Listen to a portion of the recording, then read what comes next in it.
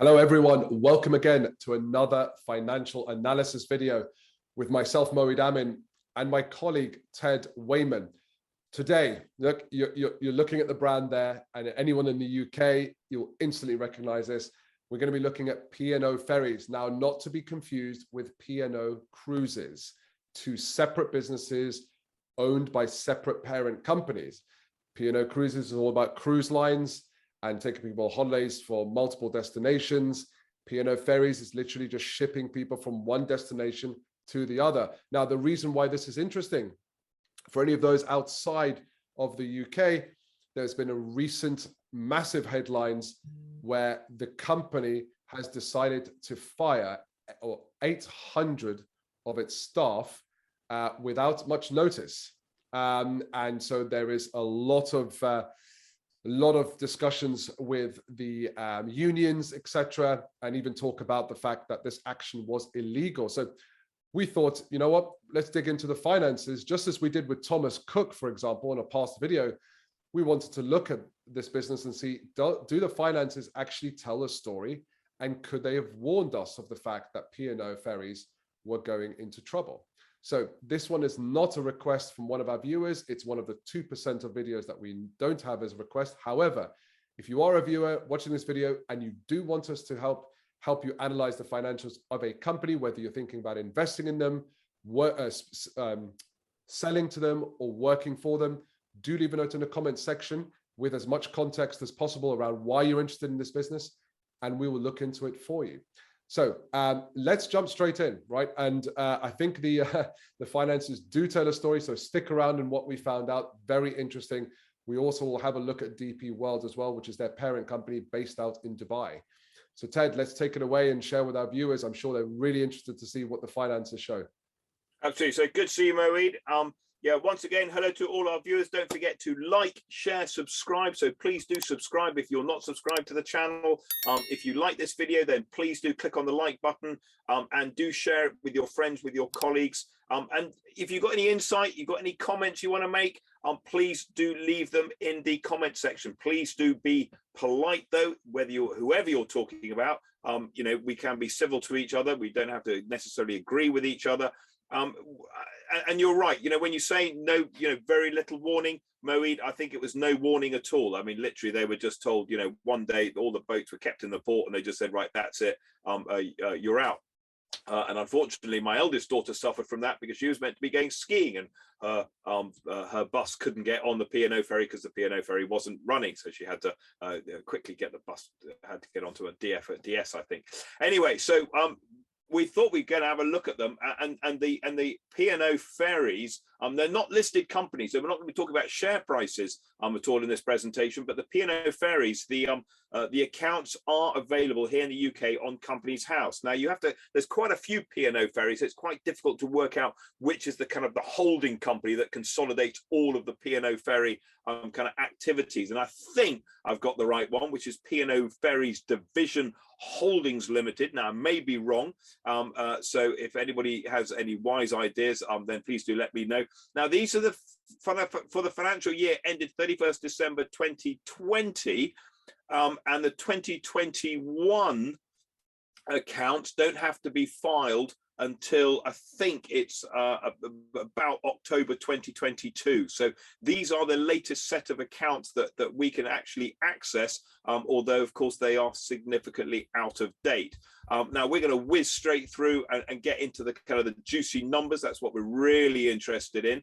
And here we go. So now, it's worth bearing in mind this concept of, you'll see this word here. We don't talk about that word very often, but this word here, limited, really important we understand this. This is limited liability. So this is the limited liability of this business, okay? Which means that the liabilities of this business cannot be laid on the shareholder. Okay, now we have this concept, it's a basis of capitalism, and it means that if you buy a share in a business and the business goes bust, all you're going to do is lose your investment. You don't lose any more than that. So the owners of this company are DP World. I think DP stands for Deep Ports. I think I've done some work with them, but so Deep Ports, so DP World, they own this company. And if you're owed money by these guys and they go bust, you can't phone up DP World and say, hold on a sec, you have to pay my bills, for example. Okay, so we have they are a separate legal entity. Now let's look at some of these numbers. What's going on here? Revenue. Look at this. Revenue is down substantially. So the first thing we notice, now this is probably pandemic related. We'd expect that to be pandemic related. To 2020, the whole the whole world just basically shut down. Nobody's allowed to kind of take any, and these guys would have taken some big hits. So basically $1 billion down to 865 million pounds. Obviously they don't just take tourists, they obviously take a lot of freight traffic, and the freight traffic keeps on rolling irrespective of coronavirus, etc. And the cost of sales, they brought the cost of sales down a little bit, but really not enough. And so what we end up with is in effect this operating loss, a big substantial operating loss, really hit the company hard. That's that's £100 million operating loss. That's basically what you're looking at there. And then because they've got some debt, they've got some finance costs, that's really where it comes down to. So if you think about the previous year was kind of break even ish, 2019, so normal operations, they're kind of just about washing their face, making it's a 2 million loss. So it's not completely, but it's not a disaster, but 100 million loss. That's where the shareholders, they basically say to Hebblethwaite, the guy in charge, they say to the CEO, look, you got to sort this out. We're not going to carry on holding on to a company that's just making those kind of losses, and he's got to do something about it. So I get it, and to a certain extent, he's slightly between a rock and a hard place, because if you start to think about it, if you're in charge of DP World and you own P&O Ferries, you can either turn it into a profit-making business, or we'll get rid of it. And if you get rid of it, you've really got two options: one, sell it; two, close it down. And if you think about selling it, you kind of think, well, is anybody going to buy a company that's making £100 million loss every year? Maybe there are companies out there that think they can turn it around. Maybe there's some PE companies, but the alternative is that they just say, we'll just put it into liquidation. We'll just close the business down. We'll put the boats on eBay, and that's it. And everybody goes home, and then everybody loses their job. So the CEO is sitting there thinking, I'm kind of between a rock and a hard place. I'm not justifying his actions. I'm not saying that they're the right thing to do, but this is you might call this the unacceptable face of capitalism. This is business, and he's making some pretty tough calls, and he's getting quite a lot of stick for it in the media here in the UK as a result. And I'm not saying that he doesn't necessarily deserve it. I'm not going to judge that, but I'm just saying, what would you do in his position? You've been told by the guys upstairs, cut your losses or we'll close the business down. What are you going to do? He's trying to save the company. So big loss there. If we look at the balance sheet is slightly funny. We have to be quite careful about the balance sheet. So lots of assets. So we've got, there's the property, plant and equipment, which will basically be boats. And they've got quite a lot of intangible assets as well. So these companies, they were grown through acquisition. So there'll be lots of goodwill sitting in there. So you're not going to get anything for that on eBay. You can't sell goodwill on eBay. Standard kind of stuff sitting in their current assets. Substantially less cash than before, because obviously they've been making these losses. Head office is saying we don't really want to be propping you up. And then if we scroll down a little bit further, we'll see the liabilities. Here are the liabilities. Trade and other payables is going up. So they're just, they're really trying to hold on to their cash. They're really squeezing their suppliers. And then they've got these loans and other borrowings. Okay. And they've got loans and other borrowings, both short term and long term, sitting in there. So what you'll also notice here is that the non-current loans from last year suddenly start to appear to becoming current loans in this year. So this is where they're in danger of potentially breaching covenants. And if you breach your covenants, then the lenders just say, right, that's it. We want our money back. And then suddenly the business falls very, very quickly. So I forget, there's a great book, and I forget, I quoted it in Thomas Cook, and I forget the exact book. Somebody will remember it, I'm sure, and put it in the comments. But somebody was asked, how do companies go bust? And he said very in two ways. First, very slowly, and then very quickly. And what we're seeing here is possibly a company going bust very slowly, and the CEO is, taking some very drastic measures in order to try and, turn that tide and stem it. Here we've got the share capital. Now, just a note here, because it's a little bit funny the way they've presented it, but you've got to think about all the negative numbers are positive and all the positive numbers are negative, which I know makes kind of almost no sense, but they do have retained earnings. These are retained profits, not losses, and these are investments by the shareholders. So you see substantial amount of investment by the shareholders, little bit of retained earnings, not a huge amount, and it's come down, and of course it's come down from year on year because of that big loss. And then the other reserves, I'm not sure exactly what they are, probably revaluation reserves, and those are negative. Yeah, just be careful about reading that. It took me a little bit of time to get my head around that. So there's the balance sheet. So the balance sheet is it's not hold below the waterline. We're not kind of just going, oh my gosh, that's it.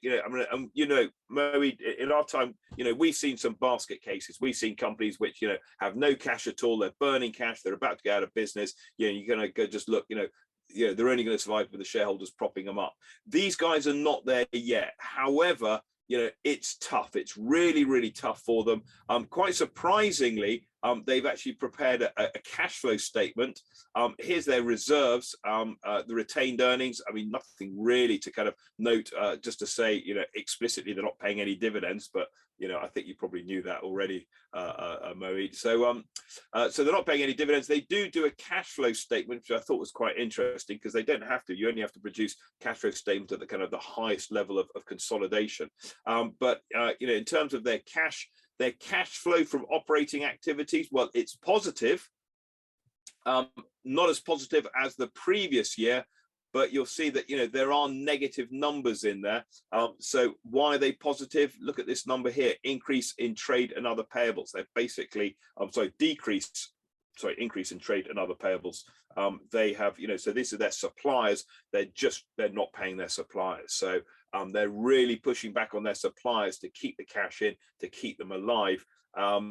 If they go bust, those suppliers, 49 million pounds worth, won't be paid to suppliers, and there'll be lots of, add-on businesses which will go bust as a result. And I don't want to justify it. I don't want to sort of say, this is why and it's all okay, but I just want to try and give maybe a little bit of the other side of the argument that, that the CEO, Hebblethwaite, is just, he's saying, look, I'm trying to make the right decision.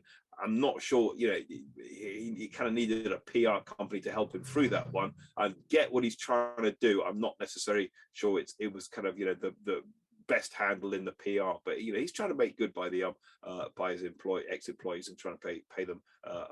My understanding is acquisitions of property, plant and equipment. This is their capex, and then you'll kind of see the repayment. So there's a little bit of repayment going on, trying to pay down that debt. They've just got quite a lot of debt and they kind of need to get it under control.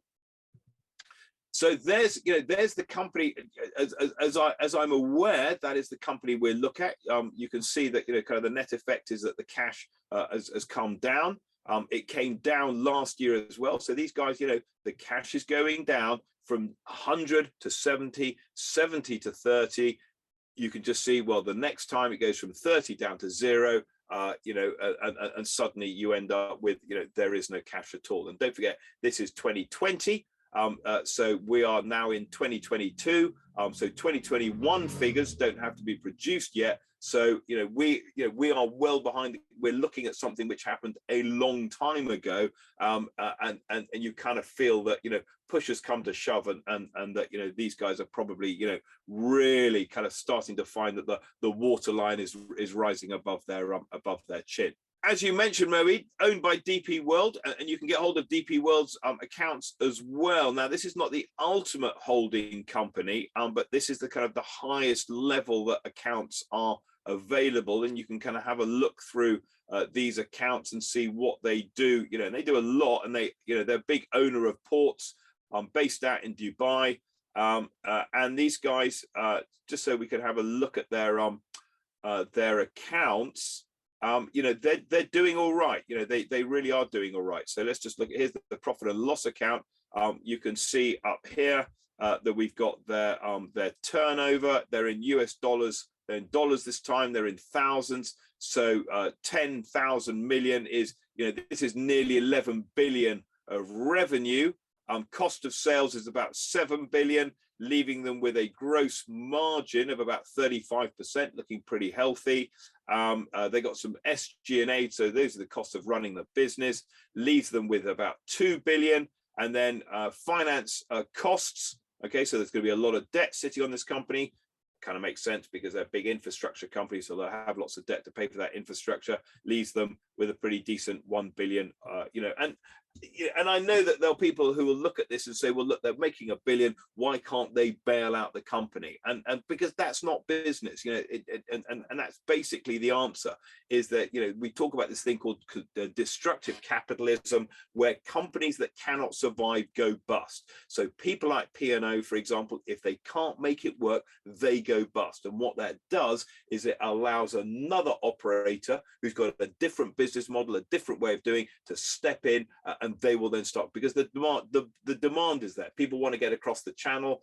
People want to get to different different parts around Europe. You know, they want to take these ferries to get from A to B, as well as things like flying and the Eurotunnel.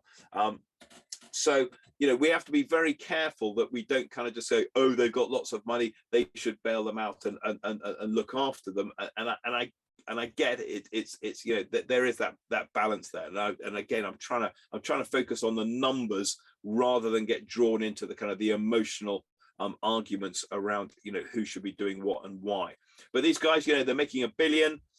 Their balance sheet's looking pretty healthy.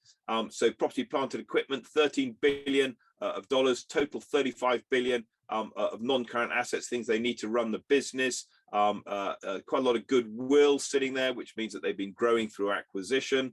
In terms of their current assets, they've got, you know, $4 billion of cash, so they're pretty strong in terms of their cash basis. If you look at their liabilities, down here we can see, you know, the biggest liabilities by far loans, and we kind of expect that. So there's a little bit of short-term loans, but mainly long-term loans.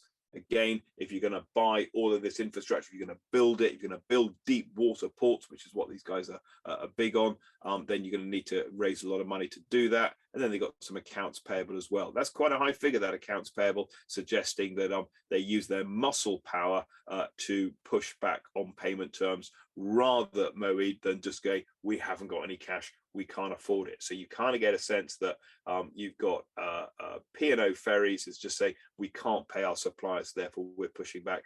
And DP Ports is saying, we don't need to pay our suppliers because we're such a big company, we could just use our negotiation power to get very favorable terms. And again, why not? That's absolutely, you know, that's perfectly perfectly valid business approach. Cash flow statements, well, you'd be not surprised to know these guys are generating lots and lots of cash, so very, very healthy cash generation going on. And if we scroll down a little bit further, we can see the rest of the cash flow. We can see that they are investing, so, you know, investing to keep the business ticking along.